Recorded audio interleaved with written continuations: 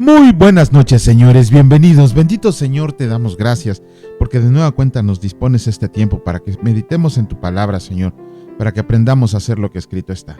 Gracias, Señor, por traernos a este lugar, por traernos a este momento, porque sabemos que está dentro de tu voluntad el que sigamos atendiendo a la voz de tu llamado. Bendito seas por siempre y para siempre. Amén. Perdón. Muy buenas noches a todos, bienvenidos. Vamos a comenzar con la lectura y de inmediato comenzamos con la reflexión que hace nuestro hermano Raimundo acerca del versículo del día de hoy, que fue del Evangelio de Juan, capítulo 3, versículo 17, y que escrito está: porque no envió Dios a su Hijo al mundo para condenar al mundo, sino para que el mundo sea salvo por él. Cuando comprendemos que Jesús, el Hijo de Dios, da su vida en el pago por rescate de la vida de todos, se establece para la eternidad que ya no hay condenación. Por lo tanto, tenemos la oportunidad de una vida nueva y conocer el reino de Dios con su amor aquí y ahora. Y para lograrlo es necesario que su Espíritu se manifieste en cada uno de nosotros para sentirlo sin ver, creyendo. Y que al arrepentirnos en confesión genuina de nuestras maldades e iniquidades ante Jesús, el Hijo de Dios, la luz resplandecerá para aprender a hacer el bien al prójimo, porque se abrirán nuestros ojos al entendimiento de la verdad absoluta y ver al Señor Jesús entre nosotros, conociendo cómo su Padre eterno le entregó todo en su mano, diciendo así: mientras él aún hablaba, una nube de luz los cubrió, y he aquí una voz desde la nube que decía: este es mi Hijo amado, en quien tengo complacencia, a él oír. Mateo 17:5. Así que estemos apercibidos con conductas de obediencia y diligencia, anunciando la salvación a todos. Aleluya. Buena reflexión de nuestro hermano Raimundo que hace acerca de este versículo. Y pues vamos a empezar la lectura. Ahora vamos a empezar con un nuevo libro. Bueno, una nueva carta, la carta de Pablo, la carta de los romanos a las iglesias de Roma. Pablo nunca había estado en Roma y su deseo era ir para ver cómo la estaban pasando para allá. No se sabe quién fundó las iglesias en Roma. Probablemente había sido en el día de Hechos, cuando había muchos ahí. Se acuerdan que se convirtieron 3,000 en esa tarde. Y Pablo aprovechó y él quería ir a visitar a Roma para ver cómo estaban pasándolo a los nuevos creyentes en Cristo ahí. Romanos, la carta a los romanos, a decir de muchos historiadores y teólogos, es una carta, primero que nada, que no se tiene ninguna duda acerca de quién la escribió, el apóstol Pablo. La escribió probablemente después de haber estado en Corinto, unos por ahí del 56 después de Cristo. Pero hay un acuerdo, hay un consenso casi general entre todos los eruditos bíblicos que esta carta es, por decirlo así, el libro principal del Nuevo Testamento. Hay personajes como, por ejemplo, Agustín. Agustín, él, por ahí del 380, más o menos, sí, 380, no recuerdo. Sí, más o menos en el 380 después de Cristo, Agustín fue convertido. La Iglesia Católica, por supuesto que ha omitido este detalle acerca de que uno de sus principales santos, uno de sus principales teólogos, por así decirlo, fue convertido a Jesucristo mediante la lectura de Romanos.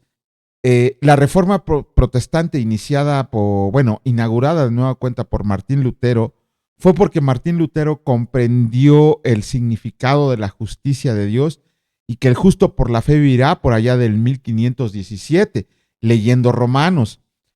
John Wesley, él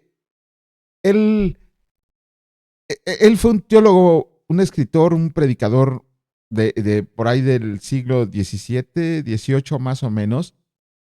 Él recibió la certeza de la salvación al oír la lectura del prefacio del comentario de Lutero sobre Romanos en una iglesia que se reunía en una calle. Juan Calvino escribió que cuando alguien comprende la epístola a los romanos, tiene las puertas abiertas para comprender toda la escritura. Romanos es una carta que se podría decir es como la teología sistemática de la Biblia. Ajá. No hay una carta con tantos temas teológicos tan profundos como la que se escribe en la carta a los romanos. Podríamos decir que inclusive es superior a la carta a los hebreos. Esta carta nos sirve a todos. ¿Por qué? Porque a los inconversos les da una muestra clara de su condición pecaminosa y perdida, pero también del justo plan de Dios para salvarlos. Para los nuevos creyentes van a aprender su identificación con Cristo y la victoria por medio del Espíritu Santo. Y a los creyentes maduros, a los chivos viejos, diría Kevin Witt, dice, deberíamos de encontrar un deleite grandioso en su amplia doctrina profética y práctica. Es como si Pablo nos estuviera hablando a cada uno de nosotros, explicándonos cosas que quisiéramos saber. Es una carta a la que le deberíamos de prestar mucha, pero mucha atención por la increíble variedad que tiene de temas. Habla de soteriología, habla de la salvación, habla de la ley y la gracia.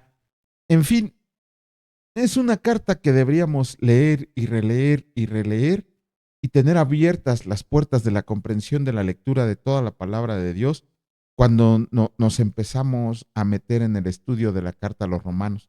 ¿Qué tal si por ahí nos pasa como a Lutero y volvemos a iniciar una nueva reforma, un avivamiento espiritual, le dirían algunos? Pero bueno, vamos a comenzar con la lectura del capítulo número 1 de la carta a los romanos. Perdón.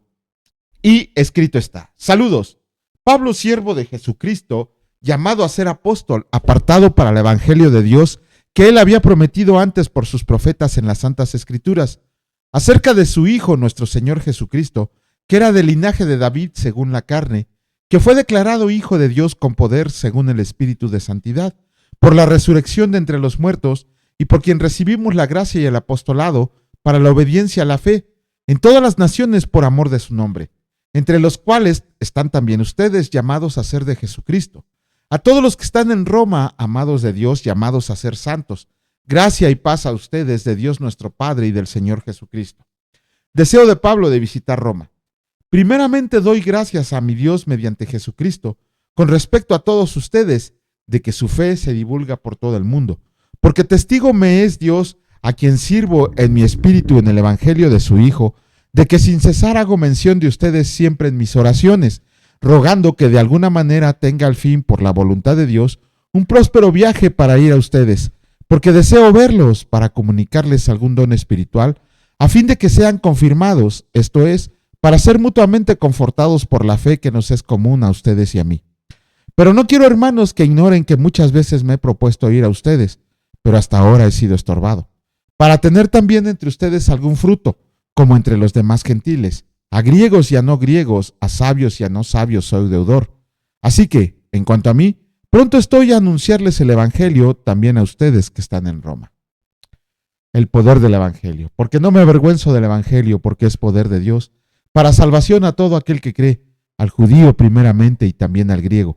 Porque en el evangelio la justicia de Dios se revela por fe y para fe, como está escrito: mas el justo por la fe vivirá. La culpabilidad del hombre. Porque la ira de Dios se revela desde el cielo contra toda impiedad e injusticia de los hombres que detienen con injusticia la verdad, porque lo que de Dios se conoce les es manifiesto, pues Dios se los manifestó, porque las cosas invisibles de Él, su eterno poder y deidad, se hacen claramente visibles desde la creación del mundo, siendo entendidas por medio de las cosas hechas, de modo que no tienen excusa, pues habiendo conocido a Dios no le glorificaron como a Dios ni le dieron gracias, sino que se envanecieron en sus razonamientos, y su necio corazón fue entenebrecido, profesando ser sabios se hicieron necios, y cambiaron la gloria del Dios incorruptible en semejanza de imagen de hombre corruptible, de aves, de cuadrúpedos y de reptiles. Por lo cual Dios los entregó a la inmundicia en las concupiscencias de sus corazones, de modo que deshonraron entre sí sus propios cuerpos, ya que cambiaron la verdad de Dios por la mentira, honrando y dando culto a las criaturas antes que al Creador, el cual es bendito por los siglos. Amén. Por esto Dios los entregó a pasiones vergonzosas, pues aún sus mujeres cambiaron el uso natural por el que es en contra naturaleza, y de igual modo también los hombres, dejando el uso natural de la mujer, se encendieron en su lascivia unos con otros, cometiendo hechos vergonzosos hombres con hombres, y recibiendo en sí mismos la retribución debida a su extravío. Y como ellos no aprobaron tener en cuenta a Dios, Dios los entregó a una mente reprobada para hacer cosas que no convienen, estando atestados de toda injusticia, fornicación, perversidad, avaricia, maldad, llenos de envidia, homicidios, contiendas, engaños y malignidades, murmuradores, detractores, aborrecedores de Dios, injuriosos, soberbios, altivos, inventores de males, desobedientes a los padres, necios, desleales, sin afecto natural, implacables, sin misericordia, quienes habiendo entendido el juicio de Dios, que los que lo practican, tales cosas son dignas de muerte, no solo las hacen, sino que también se complacen con los que las practican. ¡Wow! Es que desde aquí empezamos en el capítulo 1 con estas cuestiones. Pero vamos a ver esto de la definición del Evangelio. Empieza con que Pablo no se avergonzaba de llevar las buenas nuevas de Dios a Roma. El mensaje, acuérdense que había sido una piedra de tropiezo para los judíos y aparte era necedad para los griegos. Ajá. ¿Cuántos de nosotros, para empezar, cuántos compartimos el Evangelio sin miedo, sin vergüenza?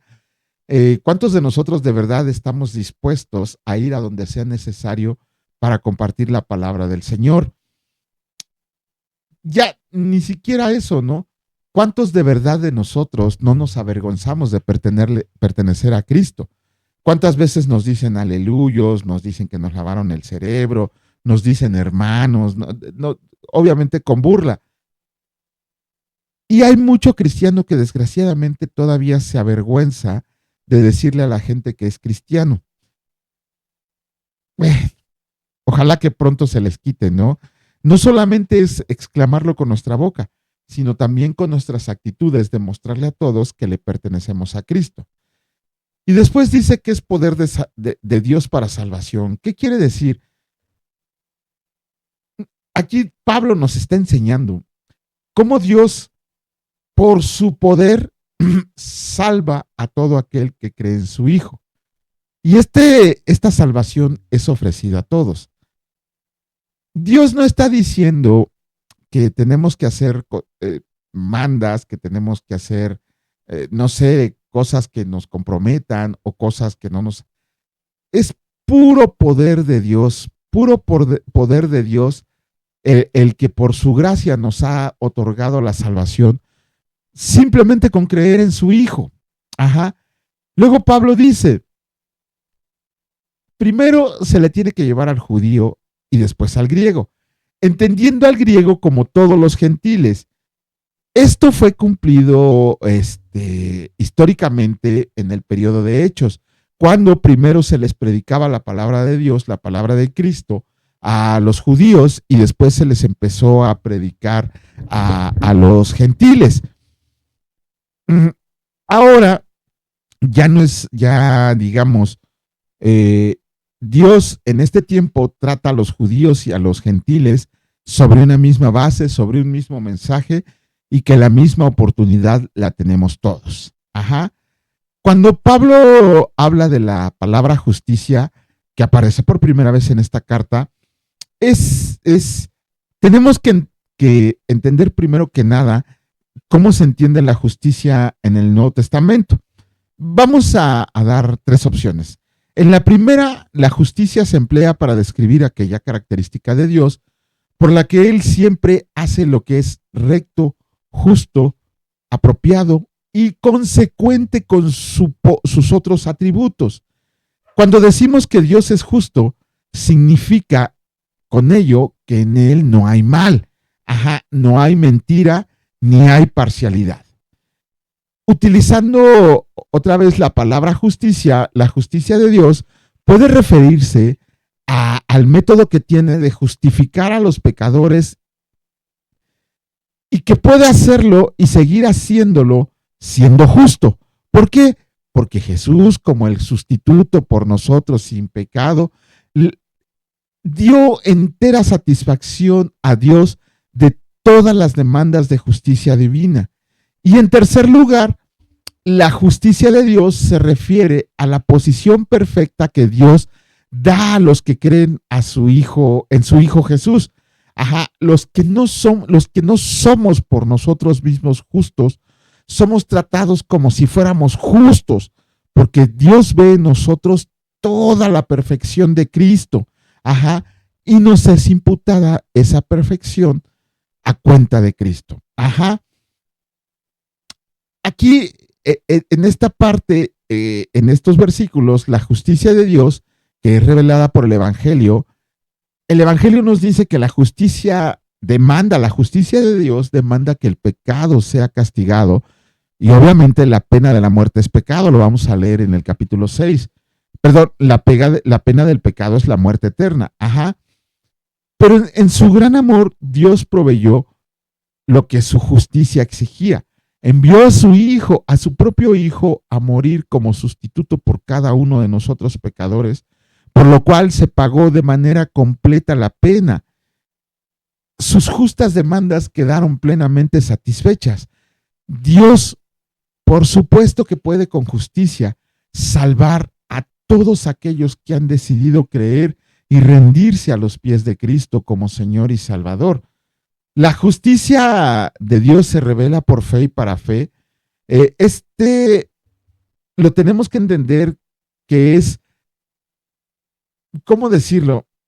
Que es la fidelidad de Dios a nuestra fe, a la fe que tenemos en creer en nuestro Señor Jesucristo. Y que es una fe desde el comienzo hasta el final y que además va creciendo. La justicia de Dios jamás se va a imputar sobre la base de nuestras obras, por más que le quieran engañar a todos diciéndole que si nos portamos bien nos vamos al cielo, ni tampoco se va a poner a disposición de aquellos que tratan de ganarla o merecerla por medio de ofrendas, por medio de mandas, por medio de costumbres. No. ¿Cómo se llama? Esta justicia se basa en la pura fe.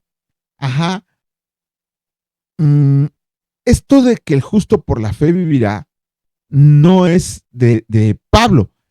Esto lo podemos leer en el profeta Habacuc, en el capítulo 2, versículo 4. Los que ya son justificados por la fe vivirán. A final de cuentas, la proclamación del Evangelio se hace para todos. Nosotros descargamos nuestra fe sin ver en nuestro Señor Jesucristo, que nos justificó delante de Dios y que Dios en su gran amor nos perdonó y nos hizo aceptos, satisfaciendo todas las demandas de su justicia. Y que no nos podemos quedar callados con este regalo tan grande que se nos ha dado, sino que tenemos que compartirlo a todos, absolutamente todos. Ojalá de verdad no nos dé vergüenza compartir el Evangelio y sigamos pendientes a hacer lo que nuestro Señor nos ha mandado hacer. Vamos a continuar con la lectura, vamos a seguir con los salmos, vamos a iniciar con el Salmo número 80 y el Señor dice así: súplica por la restauración, al músico principal, sobre lirios, testimonio, Salmo de Asaf. Oh pastor de Israel, escucha, tú que pastoreas como a ovejas a José, que estás entre querubines, resplandece. Despierta tu poder delante de Efraín, de Benjamín y de Manasés, y ven a salvarnos. Oh Dios, restáuranos, a resplandecer tu rostro y seremos salvos. Señor Dios de los ejércitos, ¿hasta cuándo mostrarás tu indignación contra la oración de tu pueblo? Les diste a comer pan de lágrimas y a beber lágrimas en gran abundancia. Nos pusiste por escarnio a nuestros vecinos y nuestros enemigos se burlaban entre sí. Oh Dios de los ejércitos, restáuranos, a resplandecer tu rostro y seremos salvos. Hiciste venir una vid de Egipto, echaste las naciones y las plantaste. Limpiaste sitio delante de ella e hiciste arraigar sus raíces y llenó la tierra. Los montes fueron cubiertos de su sombra y con sus sarmientos los cedros de Dios. Extendió sus vástagos hasta el mar y hasta el río sus renuevos. ¿Por qué aportillaste sus vallados y la vendimian todos los que pasan por el camino? La destroza el puerco montés y la bestia del campo la devora. Oh Dios de los ejércitos, vuelve ahora, mira desde el cielo y considera y visita esta viña. La planta que plantó tu diestra y el renuevo que para ti afirmaste, quemada a fuego está asolada. Perezcan por la reprensión de tu rostro, sea tu mano sobre el varón de tu diestra, sobre el hijo de hombre que para ti afirmaste. Así no nos apartaremos de ti, vida nos darás e involucraremos tu nombre. Oh Señor Dios de los ejércitos, restáuranos, haz resplandecer tu rostro y seremos salvos. Salmo número 81, bondad de Dios y perversidad de Israel. Al músico principal sobre Gitit, salmo de Asaf. Canten con gozo a Dios, fortaleza nuestra. Al Dios de Jacob aclamen con júbilo. Entonen canción y tañen el pandero, el arpa deliciosa y el salterio. Toquen la trompeta en la nueva luna, en el día señalado, en el día de nuestra fiesta solemne. Porque estatuto es de Israel, ordenanza del Dios de Jacob. Lo constituyó como testimonio en José cuando salió por la tierra de Egipto. Oí lenguaje que no entendía, aparté su hombro de debajo de la carga. Sus manos fueron descargadas de los cestos. En la calamidad clamaste, yo te libré, te respondí en lo secreto del trueno. Te probé junto a las aguas de Meribá, Selah. Oye, pueblo mío, y te amonestaré, Israel, si me oyes. No habrá en ti Dios ajeno, ni te inclinarás a Dios extraño. Yo soy el Señor tu Dios que te hice subir de la tierra de Egipto. Abre tu boca y yo la llenaré, pero mi pueblo no oyó mi voz, e Israel no me quiso a mí. Los dejé, por tanto, a la dureza de su corazón, caminaron en sus propios consejos. Oh, si me hubiera oído mi pueblo, si en mis caminos hubiera andado Israel, en un momento habría yo derribado a mis enemigos, y vuelto a mi mano contra sus adversarios, los que aborrecen al Señor se le habrían sometido, y el tiempo de ellos sería para siempre. Les sustentaría Dios con lo mejor del trigo, y con la miel de la peña les saciaría. Salmo número 82, el Señor dice así: amonestación contra los juicios injustos, salmo de Asaf. Dios está en la reunión de los dioses, en medio de los dioses juzga. ¿Hasta cuándo juzgarás injustamente y aceptarás a las personas de los impíos? Selah. Defiende al débil y al huérfano, hagan justicia al afligido y al menesteroso, libren al afligido y al necesitado, librado de mano de los impíos. No saben, no entienden, andan en tinieblas, tiemblan todos los cimientos de la tierra. Yo dije, ustedes son dioses, y todos ustedes hijos del Altísimo. Pero como hombres morirán, como cualquiera de los príncipes caerán. Levántate, oh Dios, juzga la tierra, porque tú heredarás todas las naciones. Salmo número 83, el Señor dice así: plegaria pidiendo la destrucción de los enemigos de Israel, cántico, salmo de Asaf. Oh Dios, no guardes silencio, no calles, oh Dios, ni te estés quieto. Porque he aquí que rugen tus enemigos y los que te aborrecen alzan cabeza. Contra tu pueblo han consultado astuta y secretamente y han entrado en consejo contra tus protegidos. Han dicho, vengan y destruyámoslos, para que no sean nación y no haya más memoria del nombre de Israel, porque se confabulaban de corazón a una. Contra ti han hecho la alianza, las tinieblas de los edomitas y de los ismaelitas, Moab y de los agarenos, Gebal, Amón y Amalek, los filisteos y los habitantes de Tiro. También el asirio se ha juntado con ellos. Sirvan de brazo a los hijos de Lot, Selah. Hazles como a Madián, como a Sisara, como a Javín en el arroyo de Sisón, que perecieron en Endor, fueron hechos como estiércol para la tierra. Van a sus capitanes como a Oreb y a Seb, como a Seba y a Salmuna y todos sus príncipes, que han dicho, heredemos para nosotros las moradas de Dios. Dios mío, ponlos como torbellinos, como hojarascas delante del viento, como fuego que quema al monte, como llama que abraza al bosque. Persíguelos así con tu tempestad y atérralos con tu torbellino. Llena sus rostros de vergüenza y busquen su nombre, oh Señor. Sean afrentados y turbados para siempre. Sean deshonrados y perezcan y conozcan que tu nombre es el Señor, tú solo Altísimo sobre toda la tierra. Salmo número 84, el Señor dice así: anhelo por la casa de Dios. Al músico principal sobre Gitit, salmo para los hijos de Coré. Cuán amables son tus moradas, oh Señor de los ejércitos. Anhela mi alma y aún ardientemente desea los atrios del Señor. Mi corazón y mi carne cantan al Dios vivo. Aún el gorrión haya casa y la golondrina nido para sí, donde pongan sus polluelos cerca de tus altares, oh Señor de los ejércitos, Rey mío y Dios mío. Bienaventurados los que habitan en tu casa, perpetuamente te alabarán, Selah. Bienaventurado el hombre que tiene en ti sus fuerzas, en cuyo corazón están tus caminos. Atravesando el valle de lágrimas, los cambian en fuente cuando la lluvia llena los estanques. A fin de poder ver, irán de poder en poder, verán a Dios, al Señor de los ejércitos.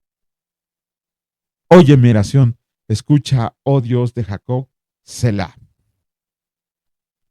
Salmo número 82, escrito está. Amonestación contra los juicios injustos, Salmo de Asaf. Dios está en la reunión de los dioses, en medio de los dioses juzga. ¿Hasta cuándo juzgarán injustamente? Permítanme un momento, creo que me equivoqué. Sí, no es perdón. Aquí, perdón, el título está mal, está mal, está mal. No, de hecho ya me pasé otra vez. Sí, perdón, dejé una lámina de más, llegamos hasta el versículo, hasta el capítulo, Salmo número 84. Perdón, sigo un poco distraído con tantas preocupaciones que traemos en la cabeza. Pero bueno, los salmos, de nueva cuenta, como les decimos, abarcan un sinfín de emociones, los salmos. De hecho, me dejaron por ahí una tarea que tengo que separar los salmos en, ¿cómo se llama? En un contexto emocional. Salmos tristes, salmos alegres, salmos de alabanza, salmos para comprender el dolor, salmos para comprender la tristeza. Eh, pues dice, nada más son 150, ¿no? Bueno, me dejaron esa tareita por ahí de ir separando los salmos para tenerlos listos para las personas que necesiten consuelos, demostrarles que la palabra de Dios también es muy efectiva contra toda situación, contra cualquier opresión, sea física, moral, mental o espiritual. La palabra de Dios ayuda, y si encontramos salvos que alaban a Dios en todo tiempo, qué dicha más grande. Bendito Señor y Dios Padre Todopoderoso, te agradecemos que nos hayas permitido un día más de la lectura de tu palabra. Te pido perdón, Señor, por tanto tiempo que me he estado atrasando. Vamos al día, Señor, pero sabes las aflicciones que traigo en el corazón. Te agradezco por el amor con el que me tratas, el amor con el que me bendices y sobre todo el amor que derramas sobre todos y cada uno de nuestros escuchas. Bendícelos, Señor, protégelos, resguárdalos del mal, bríndales toda la provisión necesaria que necesitan en su día a día, pero sobre todo que sigan alimentándose con este pan espiritual que reciben de ti, Señor, que es gratuito, que es carísimo, que es benéfico, Señor, y que no le hace mal a nadie. Te agradecemos, Señor, porque sabemos que por medio de tu palabra nos hablas y sabemos que empezamos a comprender lo que escrito está.